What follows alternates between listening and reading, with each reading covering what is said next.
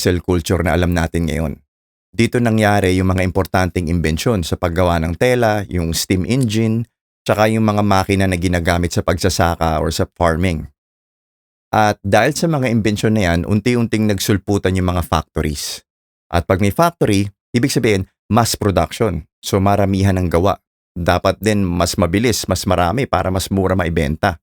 Pero syempre, kailangan din ng tao para kumilos at magtrabaho dun sa mga factory na yon. Kaya dyan nauso yung mahahabang oras ng trabaho, kadalasan 12 to 16 hours a day. Kadalasan din 6 na araw sa isang linggo. Tsaka noon, wala pang mga child labor laws. Imagine mo, bata pa lang, kahit 8 or 9 years old, nagtatrabaho na sa mga pabrika. At ang naging basihan ng halaga ng isang tao ay productivity. Kung gaano karaming tela yung nagagawa mo, gaano karaming uling yung nakukolekta mo, or gaano karaming produkto ang natatapos mo sa isang araw. Dito rin, unti-unting pumasok yung mindset na kapag masipag ka at mas marami kang nagagawa, mas mataas ang tingin sa'yo. Kung tamad ka, mababa ang tingin sa'yo. Kaya kung tutuusin yung hustle culture na alam natin ngayon, yung idea na kailangan mong magtrabaho ng walang tigil para umasenso ka, nagsimula talaga nung Industrial Revolution. Yun yung mga panahon na nag-umpisa at dumami yung mga factory. Tapos dito sa atin sa Pilipinas, na-adapt din natin yung ganyang mindset, pero mas late na. Kasi late na rin na itayo sa atin yung mga factories.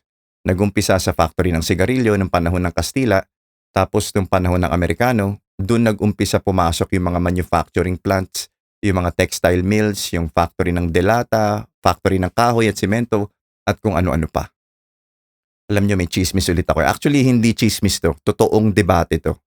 Kasi may mga nagsasabi na nung panahon daw ng Industrial Revolution, yan nga, yung may mga factories na, pinromote daw or itinulak ng husto ng mga mayayaman or ng mga may-ari ng factory yung hustle culture sa mga trabahador nila.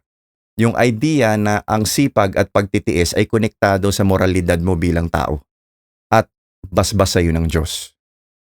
Pero in fairness, wala naman silang makita na dokumento sa kahit anong mga kumpanya noon na nagsasabi na i-brainwash natin yung mga tao or sadyain natin na ipukpok sa kanila yung hustle culture para magsipag sila. Wala namang ganun. Pero marami silang nakita na mga kasulatan or mga propaganda galing sa mga kumpanya noon na may mga kasabihan na time is money, or sa Tagalog parang sinabi mong bawat minuto ng pahinga ay sayang nakita, or the early bird catches the worm. Kumbaga, gumising ka ng maaga at magsipag ka para magka-reward ka. Meron ding mga religious ang anggulo. Idle hands are the devil's workshop. Yung idea na kapag hindi